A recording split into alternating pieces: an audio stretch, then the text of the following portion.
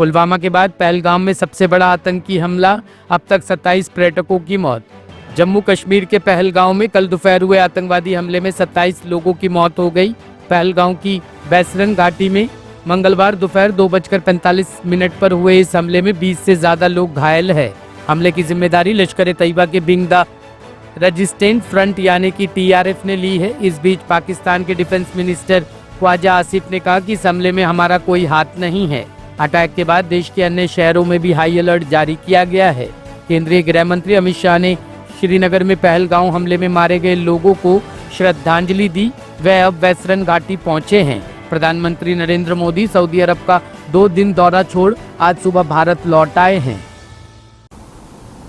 कल जो घटना हुआ है उसमें कर्नाटक के 3 लोगों का मृत्यु हुआ है।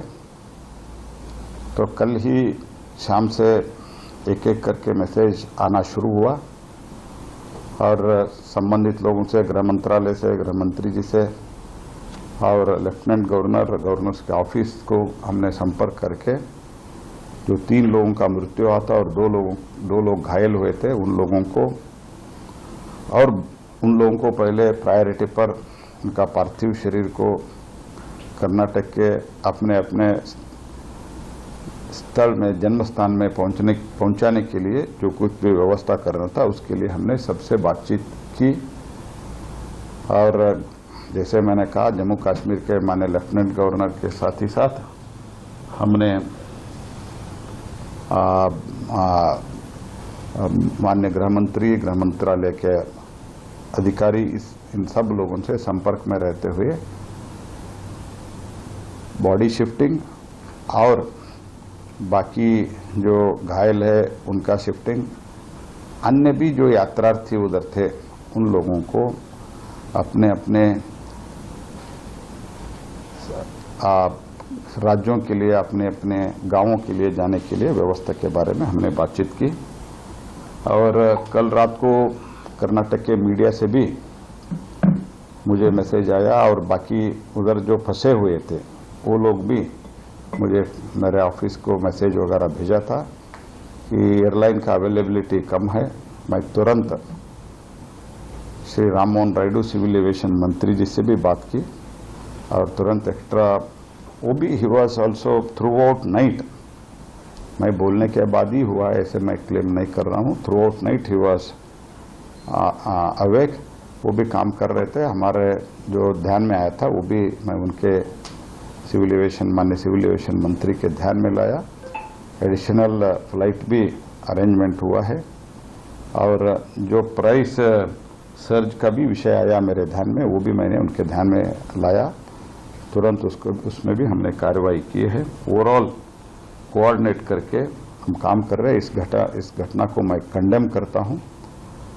तो इसको केवल डिसरप्ट करने के लिए जो कुछ भी उधर डेवलपमेंट हो रहा था, टूरिस्ट का बहुत बड़ी मात्रा में देश विदेश से जो टूरिस्ट आ रहे थे उसके कारण इकोनॉमी भी अच्छे हो रहा था, उसको डिसरप्ट करने के लिए ये टेररिस्ट अटैक हुआ है। लेकिन ये सब हुआ है, इसका खंडन तो हम करते हैं, लेकिन इसके लिए आगे भी जो सख्त कार्रवाई करना है, 0 टॉलरेंस अप्रोच के साथ, वो हमारा पॉलिसी आगे बढ़ेगा और इन फ्यूचर में भी ऐसा घटना ना हो जाए, ऐसे जो भी प्रिकॉशन लेना है।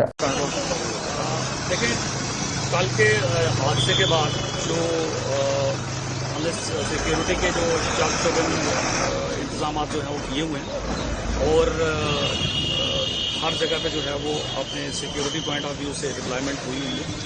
और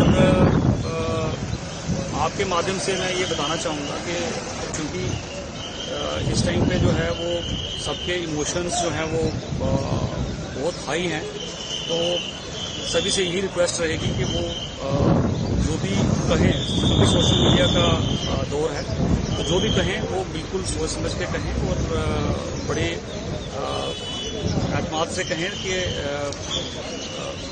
जिससे कोई भी जो है वो कम्युनल भावनाएं किसी की नहीं बरतनी चाहिए और कोई भी ऐसा कमेंट नहीं आना चाहिए जिसकी वजह से जो है वो कोई दूसरी कम्युनिटी जो है उसमें उसको परेशानी हो और वो उससे आहत हो।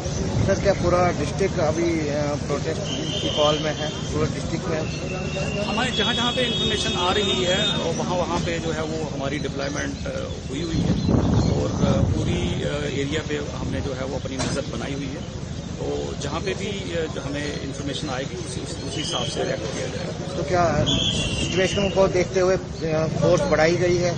और एज सच जो है वो हमारे पास सफिशिएंट फोर्सेस इन प्लेस हैं और कोई भी कार्रवाई कोई भी इसमें जो है वो कोई सिचुएशन इरप्ट होती है तो उसके लिए we are prepared for that. कोई bureau report team A1 news.